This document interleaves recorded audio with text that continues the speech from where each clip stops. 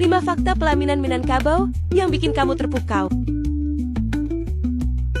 Pelaminan dalam resepsi pernikahan di Minangkabau ialah sebuah mahakarya budaya yang berdiri megah sebagai simbol, penjaga adat, dan representasi visual dari filsafat hidup masyarakat Minangkabau.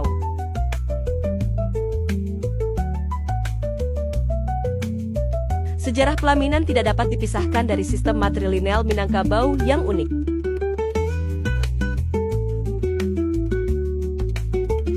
Pelaminan adalah singgasana bagi anak perempuan yang akan menikah. Dalam adat, anak perempuan adalah penerus garis keturunan dan pusaka keluarga.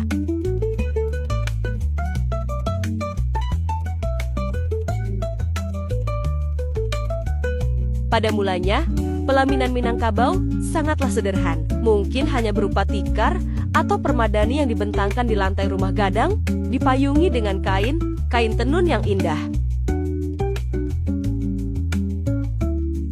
Puncak kemegahan pelaminan Minangkabau terjadi sekitar abad ke-19 hingga pertengahan abad ke-20.